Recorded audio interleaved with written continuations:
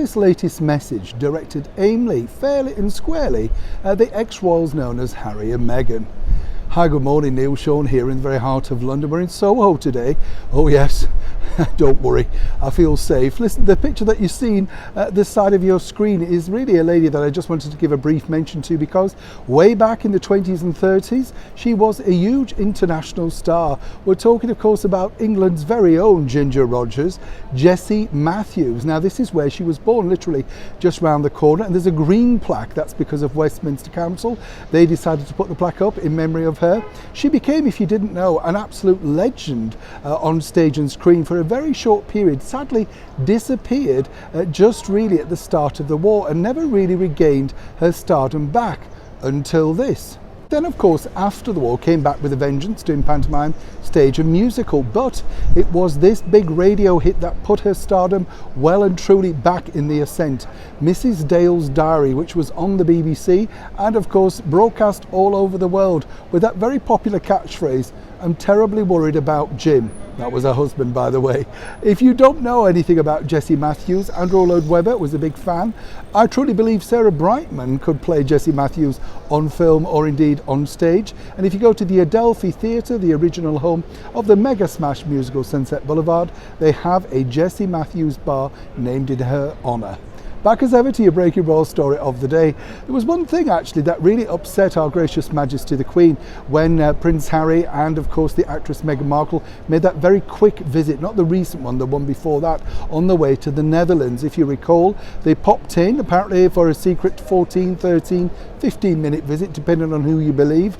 And apparently all went well, according to Prince Harry. He had a laugh in, there was great fun, all that sort of stuff.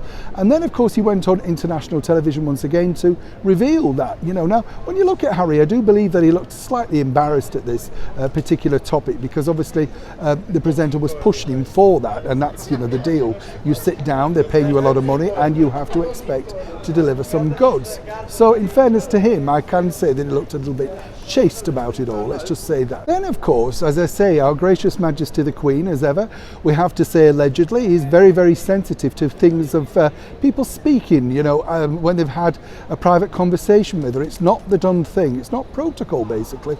We've learned that from politicians who've spoken out after having private conversations with Our Gracious Majesty the Queen, haven't we? And that's truly the reason why very quickly and very astutely it was announced that both Catherine and William would now be living very soon on the Windsor estate to keep a watchful eye on our 96-year-old monarch. And there's a big background to this, so do let me explain. This really, really did upset Her Majesty, because she felt, of course, that this was a bit of a slap in the face to all the people that have truly looked after her and her family and, of course, her working team around her during the pandemic. She was out there on her own, and we know that she suffered like the rest of us with being isolated, but there was a very strong team around her. And of course now she would like to see more of Prince William and the Duchess of Cambridge, so it makes perfect sense. They would also like to make sure that their children are brought up more in the countryside rather in the slap bang centre of town. So once again, what really happened in the case of Harry and Meghan was they kind of shot an old goal, didn't they? Perhaps if Prince Harry hadn't have spoken out so quickly and couldn't wait and rush to get on international television to say that he was concerned about Her Majesty the Queen, then perhaps this move could have come at a slightly later time.